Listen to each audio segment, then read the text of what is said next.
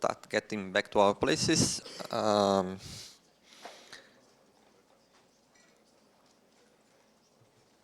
And the last talk of today is the short talk by Valerio Asenza, who is postdoc here with us at IMPA.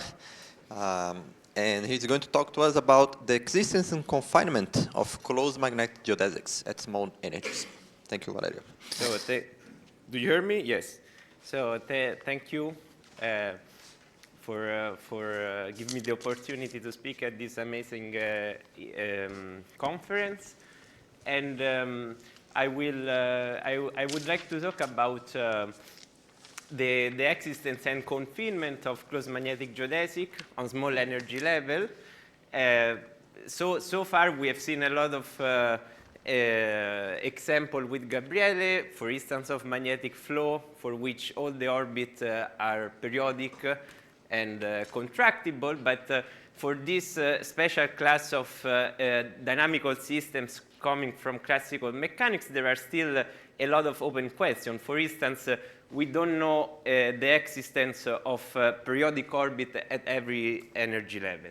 So I will briefly retrace the introduction given by Gabriele and briefly introduce some new tools to approach this kind of problem and state some results and some new results which are joined with Gabriele and Leonardo. So first, physical motivation is the following. So magnetic systems, it's the toy model for the motion of the charged particle moving on a Riemannian manifold. So the idea is the following. We have a manifold, and now if we take a particle and we give a speed, by the Galileo principle, in absence of external force field, the particle will just follow a geodesical motion. So the scheme today is that we imagine our particle to be charged and our manifold endowed with a magnetic force. So, of course, the Lorentz force acts on the particle by deflecting the trajectory. So far, I assume M, it's a closed manifold. And then I give a pair, a magnetic pair, or a magnetic system, is G and sigma, and G is a Riemannian metric, and sigma it's a closed-to form, which is also called the magnetic form. The closeness emphasizes the fact that magnetic forces are divergency-free. Exactly. And by duality, I can define an operator which generalizes the Lorentz operator. So Y from Tm to Tm and is defined by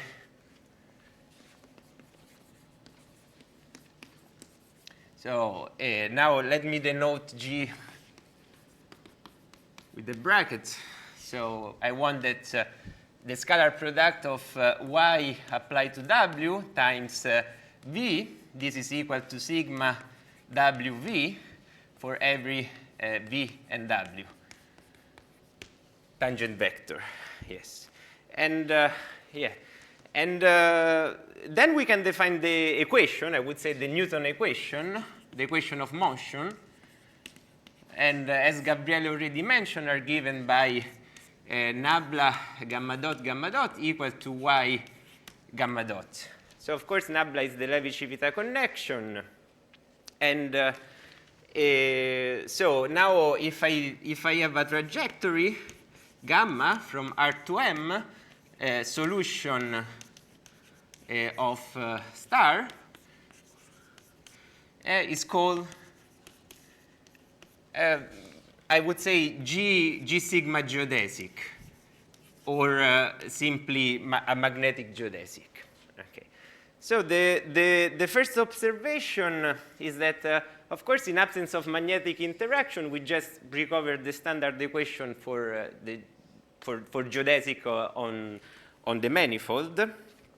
And the second observation is, so because we are in the context of classical mechanics, but especially because this operator is Q-symmetric in this sense. By flipping, we change the sign.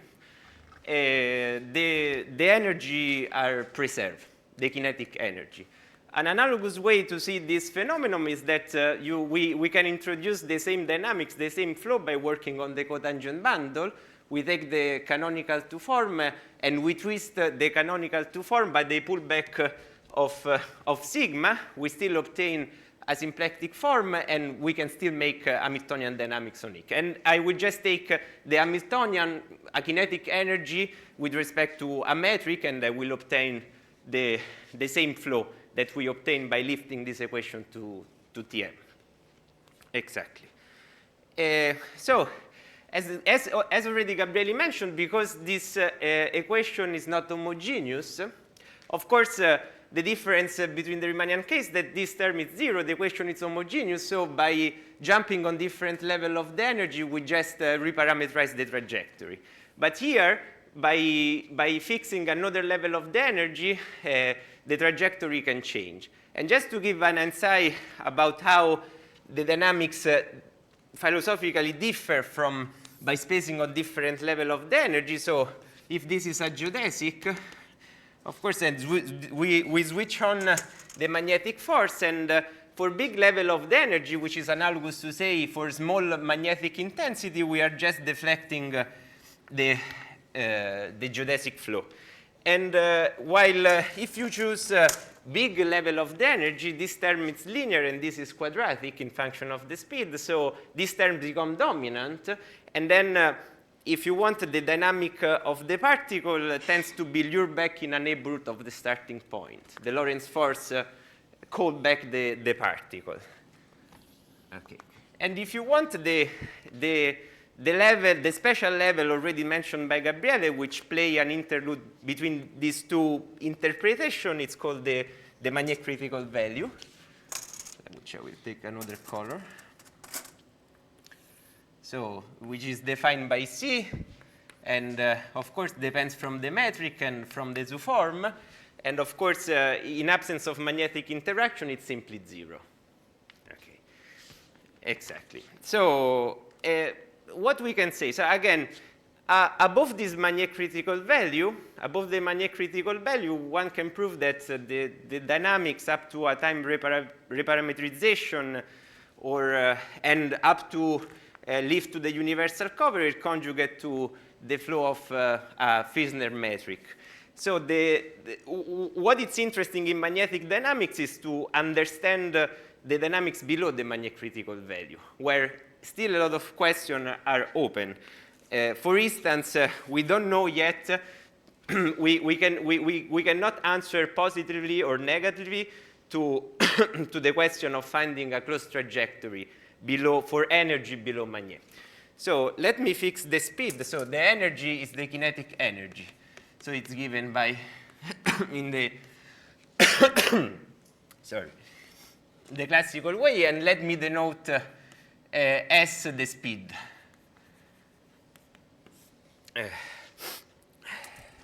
So before I approach the problem of finding closed trajectory, I would like to introduce a new tool, which is called the magnetic curvature,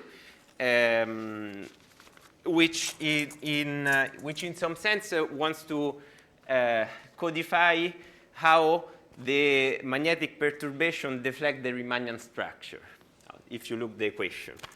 So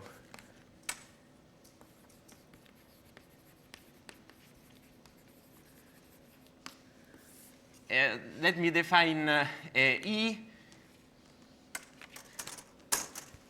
and E1. These are bundle over the unit sphere bundle. And this is the bundle of orthogonal direction and unitary orthogonal direction. Roughly speaking, a fiber in a point PV of E is given by V orthogonal to V. And E1 of PV is the same, but we take V unitary.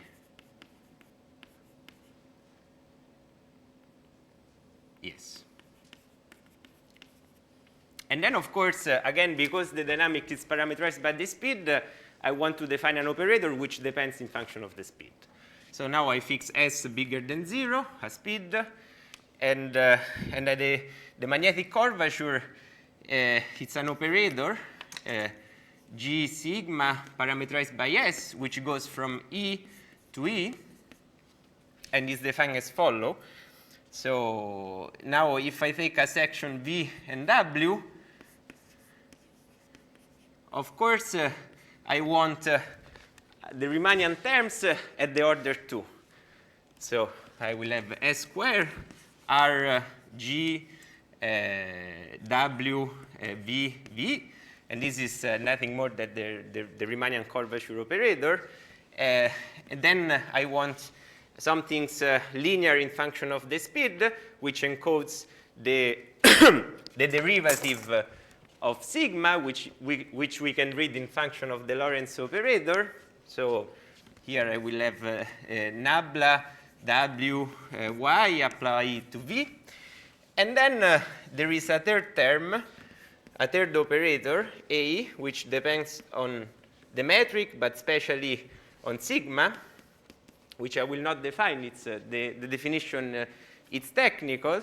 But the most interesting fact is that this operator, it's independent from the level of the energy. And I would like also to emphasize the fact that this definition, as well as in the Riemannian case, come naturally when we look the linearized problem of this equation, namely the Jacobi equation, or also by looking the second variation of the action in a variational setting. Let me just give an example, because Gabriele already mentioned the two-dimensional case. So in the two-dimensional case, if we have a two-form, this two-form can be obtained by rescaling by a smooth function the volume form of a given metric. So this is the case of surfaces. And so I'm sorry, I need to give one additional definition. So of course, once we have an operator, we want to codify the property of the curvature by looking the section and the average of the section. So now, with this definition, we can define the sectional magnetic curvature, G sigma, parameterized always by S, and the Ricci magnetic curvature, G sigma, parameterized by S. So the Ricci, it's a function which goes from the unit sphere bundle to R, and the sectional, instead, we take a section obtained with two unitary orthogonal vector. So this on V and W is nothing more than mg sigma S in V and W times W. And this is instead is the trace of mg sigma S, where I froze V and I leave free the second entry. Right. So these are the two magnetic functions which naturally generalize the sectional curvature and the Ricci curvature. One can easily prove that if sigma is equal to 0, you recover the standard definition. Exactly. So in two dimension, again, the two form is given by a constant multiple of the volume form. And for dimensional reasons, sectional magnetic curvature and Ricci magnetic curvature coincide in one definition, which we can call the Gaussian magnetic curvature. And it's given as follows. So G sigma S of V, this is S squared, the Gaussian curvature of the surfaces. Then we have S times, we read the derivative of sigma as the differential of V, applied to V perpendicular. V perpendicular is just the rotation of pi over 2 in the orientation given by the volume form. And then the interesting fact that the operator A in this setting reads as B squared. So this is quadratic. It's always non-negative. and it's independent it's independent from the speed we choose. So basically, this means that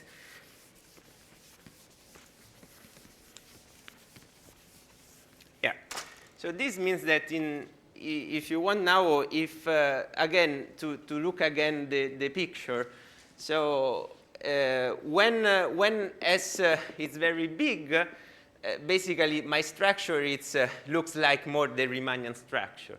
So the interesting it's when S is very small, okay, and here we have a quadratic term.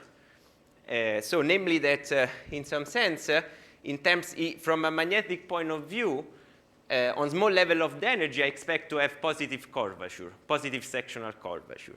This is confirmed also in higher dimension because one can show that the section of the operator A are always non-negative. So an interesting remark is the following. So AG sigma S of V and W times W, this is always non-negative, and we have the equality if and only if sigma in P is non-degenerate,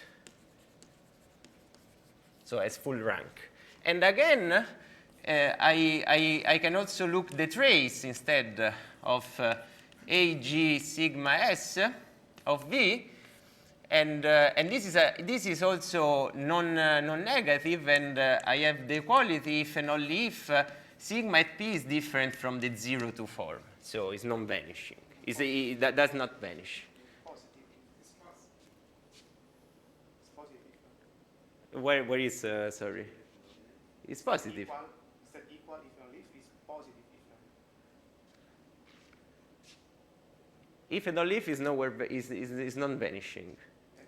Trace is positive if and only if. With the I'm sorry, you're right. With the equality if and only if is it's precisely is vanishing. And the same upstairs.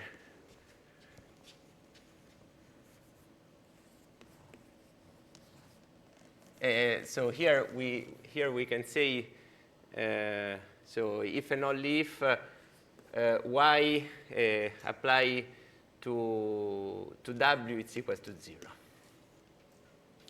Exactly. So the interesting is because now with this new definition of magnetic curvature, we can start to speak about, if you want, level of the energy, positive recurve or negative recurve or flat in a magnetic sense.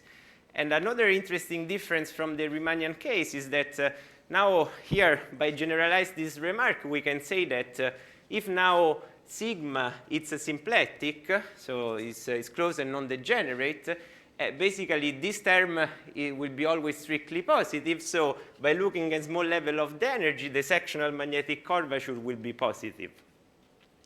And if sigma is nowhere vanishing, I have the same with the Ricci magnetic curvature. So I think it's interesting because in a magnetic sense, we can endow with any kind of topology with a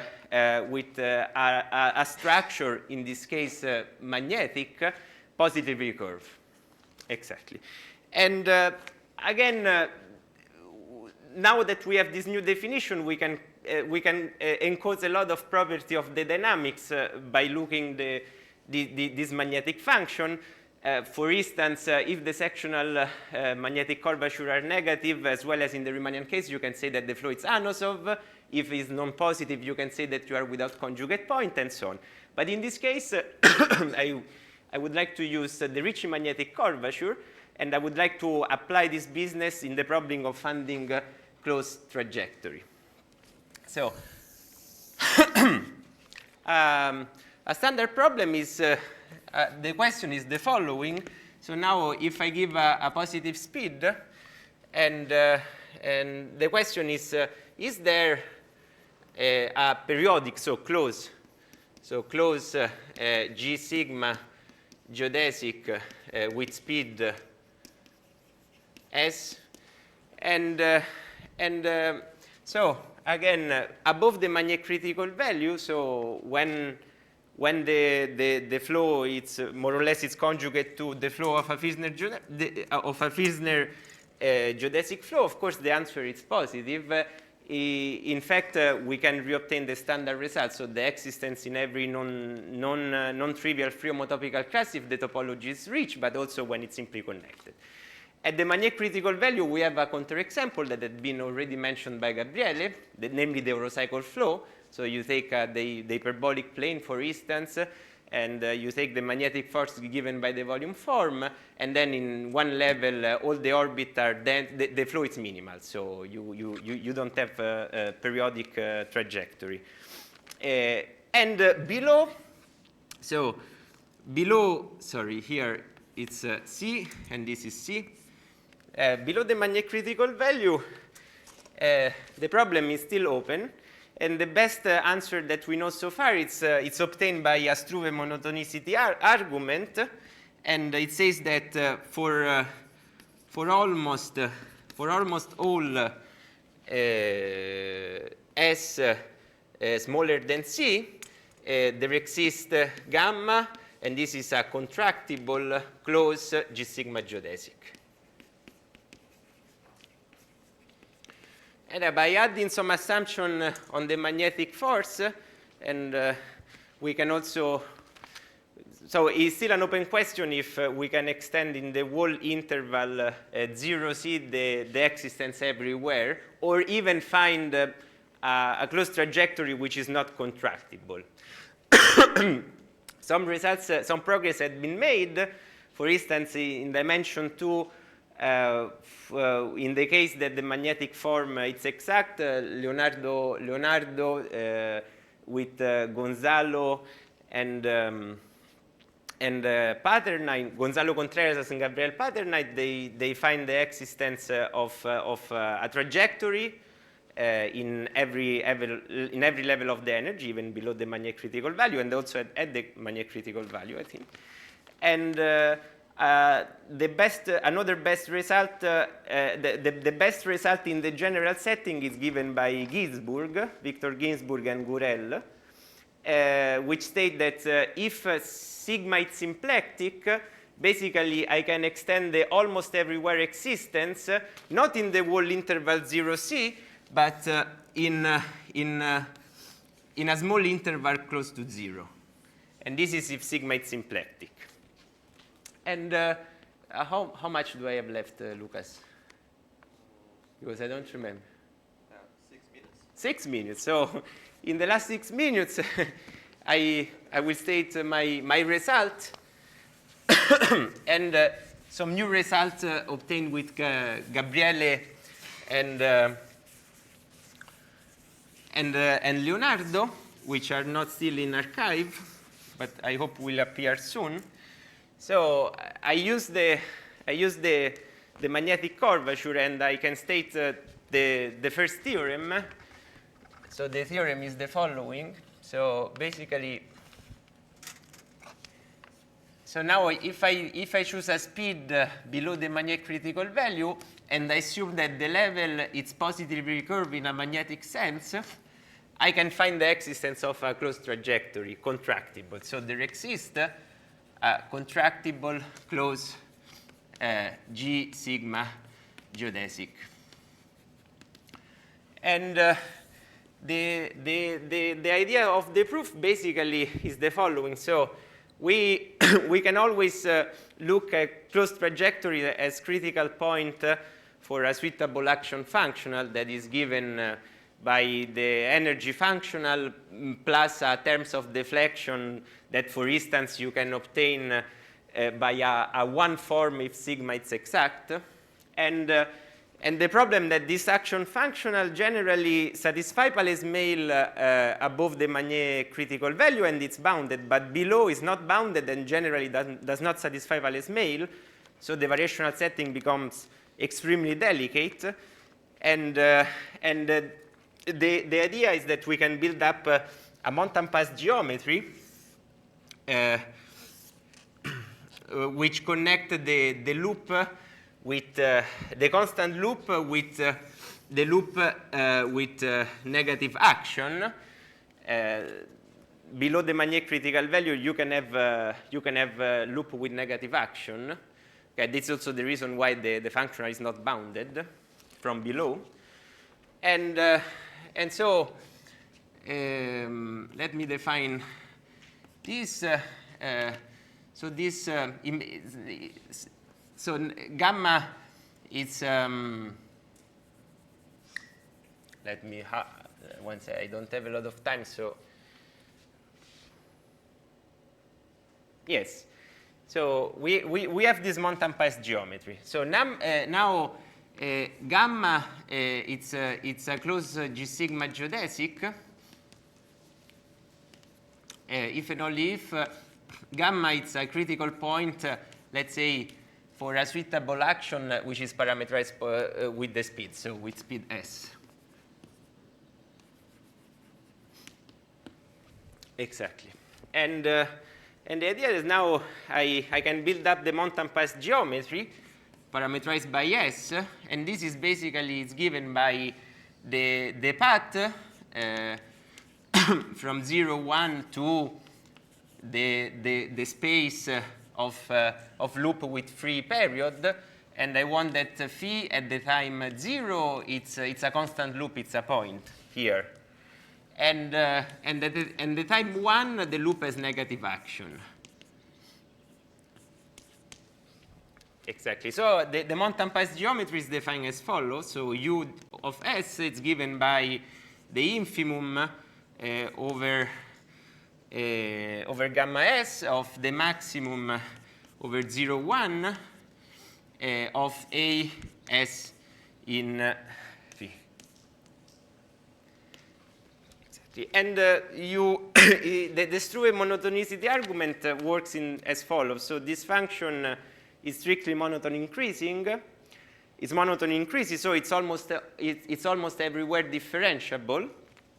And basically, in the point of differentiability, we can recover a converging Palais-Mail sequence. Okay, so the Struve says that for almost all S in 0C, there exists gamma n converging to gamma. This is a critical point of AS, of course, arising from the mountain pass geometry. So AS is equal to US. Okay, and the problem of extend this existence to all is that in general, we don't have the control on the period of gamma. This is the problem, exactly. And and the idea is that I use the magnetic curvature, the Ricci magnetic curvature, and I generalize a theorem to a magnetic setting, the Bohnen-Myers theorem. So the Bohnen-Myers theorem tells, in the Riemannian case, tells that if you have a complete Riemannian manifold, then the Ricci curvature is bounded away from 0, then the manifold is compact, and the diameter is bounded. Exactly. And in general, the Ricci, the Bohnen-Myers argument tells you that under the condition that the Ricci curvature is positive, a bound on the index imply a bound on the length. Exactly. And bringing this setting, what I can obtain is a bound on the period that is the same as a bound on the length in function on the bound of the Morse index. But now, generally, one can prove that critical points coming from mountain pass geometry, so in general, the index of critical points coming from a mountain pass geometry has index bounded by the dimension of the mountain pass geometry. So in this case, it's 1. And so at the end, how to prove this theorem is the following. So here I have the energy below Magnet, and now I choose a value S, and in this value S, the Ricci curvature, the Ricci magnetic curvature is positive, of course, because this is an open condition with respect to the parameter S. I can find an open neighborhood, and in this open neighborhood, there are a full measure set of energy where I have a contractible periodic orbit, which comes from this mountain pass geometry, and then as index bounded by 1. And so by recovering the bound on the index, I know that I can extend the existence for every energy close to this level. And now the corollary, it's immediate by coming back from the remark. So now, because just by assuming that the two form is nowhere vanishing, I know that the Ricci magnetic curvature is positive on every small level, every small level of the energy, and then one can obtain the existence everywhere for at least energy for small value of 0. And there is no time, I'm sorry, but the idea is that with Leonardo, we extend this result by adding, by dropping the assumption of B nowhere vanishing and adding a very small assumption on the two form, which is so far is just technical, and we can extend the existence for every two form, and indeed we can also more or less confine in the region when the magnetic intensity is strong the critical point, the closed orbit coming from this Montan-Paz geometry. Thank you for the attention. I'm sorry to be